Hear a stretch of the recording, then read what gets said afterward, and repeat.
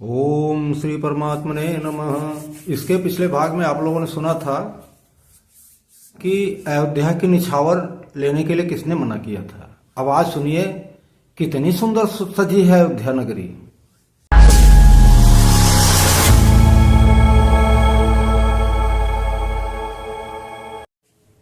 आज आप लोगों के समक्ष बालकांड का दोहा नंबर 295 से 297 तक प्रस्तुत किया जा रहा है। दीन दयाल बिरदु संभारी, हरहु नाथ मम संकट भारी। राजा सबर निवास बुलाए, जनक पत्रिका बाँच सुनाई। सुनि संदेश सकल हर्षानी, अपर कथा सब भूप बखानी।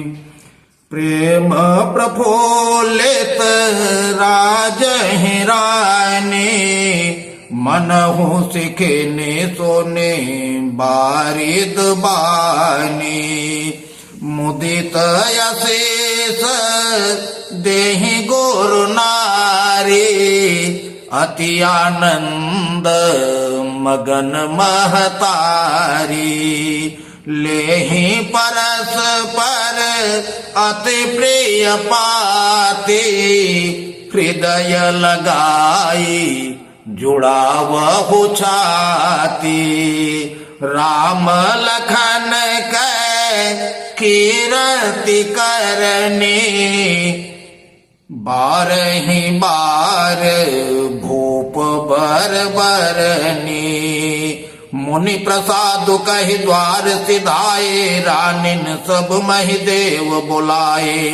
दिए दान आनंद समेता, चले विप्रवर आशीष देता।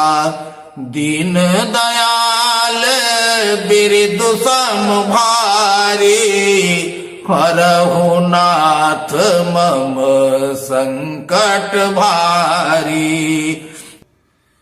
जाचक लिए हकारी, दीन निछावरी कोटि विधि। चिरजीवहु सुतचारी, चक्रवर्ती दशरथ के। दीन दयाल बिरदु संभारी, हरहु नाथ मम संकट भारी। कहत चले पहिरे पटनाना, हर सिंहने गह गहे निशाना। समाचार सब लोगन पाए, लागे घर घर होन बधाए। भुवन चारि दस भरा उछाहो, जनक सुता रघुबीर विबाहु। सुनि शोभ कथा लोग अनुरागे, मग गृह गली संवारन लागे। यद्यपि अवध सदैव सुहावनी, रामपुरी मंगलमय पावनी।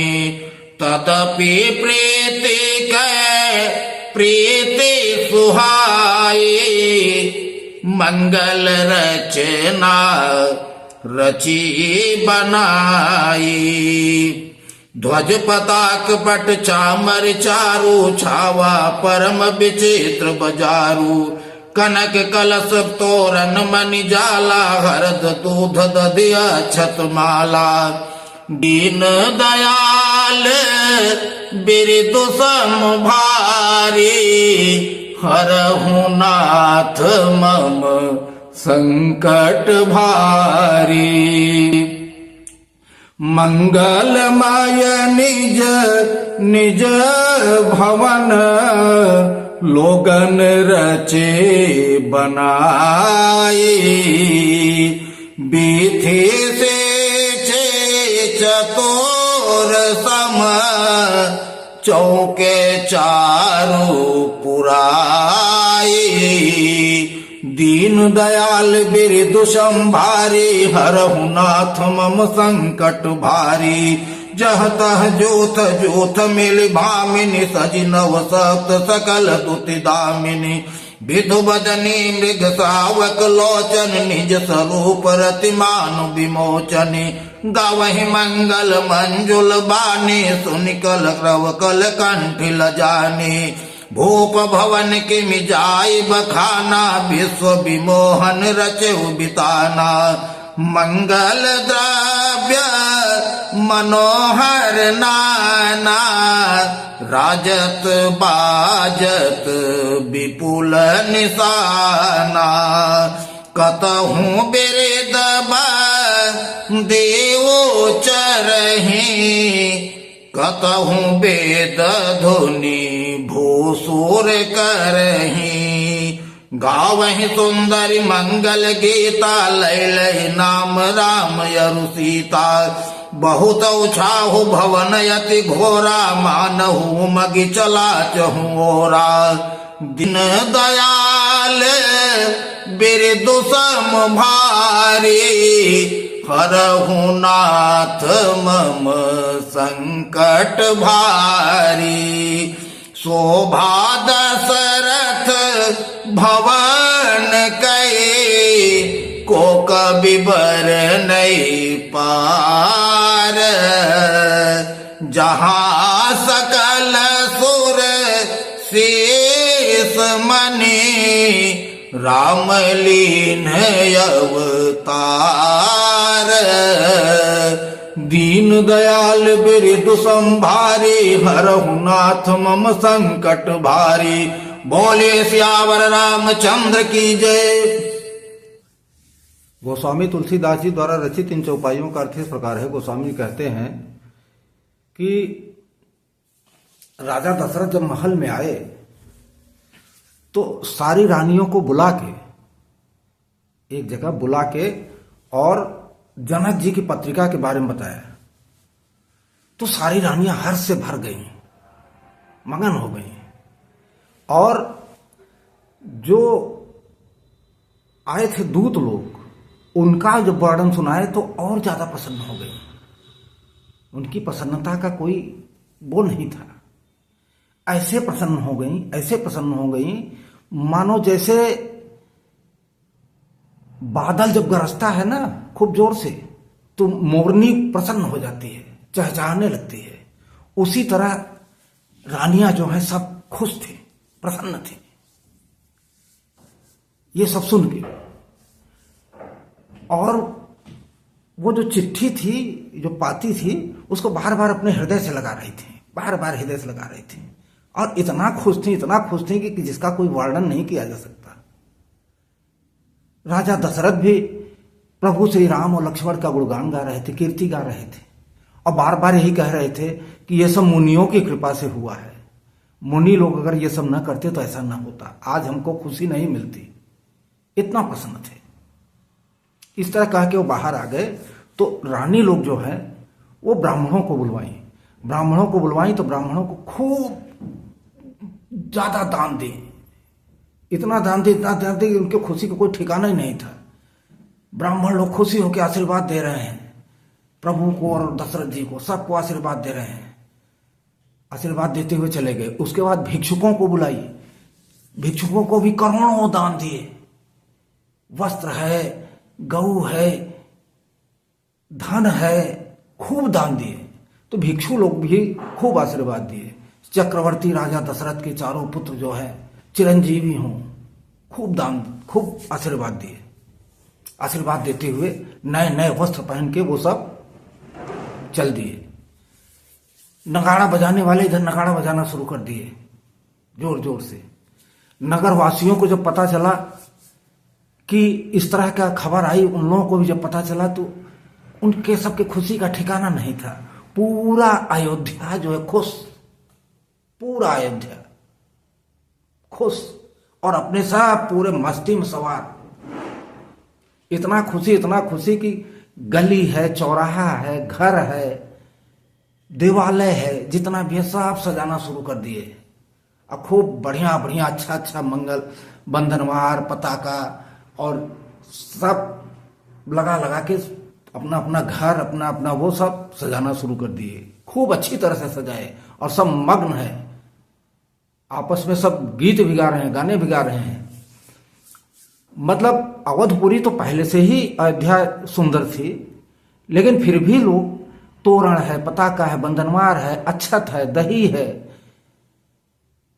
और सुंदर सुंदर जो है मणियों की झालरें लगा दिए। इतना अच्छा कि उसका वर्णन करना बड़ा मुश्किल है, कोई भी वर्णन नहीं कर सकता। सुंदर सुंदर स्त्रियां जो है 16 श्रृंगार करके जब निकली बाहर, तो ऐसा मालूम पड़ रहा था कि कामदेव की पत्नी रति को भी ये सब पीछे छोड़ दी है, और झुंड के झुंड बनाकर मंगलमय गीत गा रही हैं। प्रभु राम और लक्ष्मण का नाम ले लेके गीत गा रही हैं। भाट लोग जगह जगह कीर्ति गा रहे हैं। ब्राह्मण लोग जगह जगह बैठ के वेद ध्वनि का पाठ कर रहे हैं। आहा, तो प्रभु की अयोध्या इस तरह की थी जिसका कि वर्णन करना बड़ा मुश्किल है। मंगलमय द्रव्य चारों तरफ ऐसे लगे हैं, ऐसे लगे हैं, इतना बढ़िया विचित्र मंडप बना है कि उसकी वर्णन तुलना करना ही बड़ा मुश्किल है। भाई अयोध्या इतनी सुंदर सजी है, इतनी सुंदर सजी है कि प्रभु श्री राम जी का विवाह होने जा रहा है। सब लोग आपस में ही चर्चा कर रहे हैं कि प्रभु श्री राम और जानकी का विवाह होगा। तो खुशियों का कोई ठिकाना नहीं था। इस तरह अयोध्या जो है इतनी सुंदर सजी थी, इतनी सुंदर सजी थी, अयोध्यावासी इतने खुश थे कि जिसका वर्णन नहीं किया जा सकता। और फिर अयोध्या क्यों न सजे, क्यों न खुश हो सब। अरे वहां प्रभु सारे देवताओं के शिरोमणि प्रभु श्री राम जहां उतार लिए हैं, उसको तो उस तरह होना ही चाहिए ना। अगर उस तरह नहीं होगी तो कैसे काम चलेगा। इसलिए आप लोग भी अयोध्या में देखिए सुंदर सा मंदिर भगवान का बन रहा है। आप लोग भी अपने घर को उसी तरह सजाइए जैसे अयोध्या सजी थी। बढ़िया बढ़िया बंधनवार, पताका, केतु, अच्छा दूध दरुआ, खूब अच्छे ढंग से अपने घर को सजाइए। और 22 तारीख को तो बिल्कुल एकदम दिवाली मनाइए। आप लोग दिवाली की तरह मने, खूब सुंदर कीर्तन हो, भजन हो, सुंदरकांड हो, रामायण हो, इसका पाठ किए। हरे राम राम राम हरे हरे, हरे कृष्ण कृष्ण कृष्ण हरे हरे, इस तरह का पाठ कीजिए। बहुत ही सुंदर रहेगा और बहुत ही अच्छा रहेगा। इसलिए आप लोग जो है उसको अवश्य कीजिए। 22 तारीख को बिल्कुल एकदम दिवाली की तरह मनाइए। और सुंदर प्रभु विराजमान हो रहे हैं, उसमें सभी लोग सहभागी बने। और हम भी आप लोगों से हाथ जोड़ के निवेदन कर रहे हैं कि 22 तारीख को निश्चित तौर पे आप लोग जो है इसके सहभागी बनिए। और इन चौपाइयों का अर्थ यहीं तक संभव है। आगे जो भी चौपाई बनेगी, जो भी अर्थ बनेगा, मैं अगले भाग में आप लोगों को फिर से बताऊंगा। और अच्छा लग रहा हो तो चैनल को सब्सक्राइब भी कर लीजिए, लाइक कर दीजिए और कमेंट बॉक्स में जय श्री राम अवश्य लिखिए। हम आपकी प्रतीक्षा करते रहेंगे। बस जय श्री राम, राधे राधे। बोलिए सियावर रामचंद्र की जय, पवन सुत हनुमान की जय।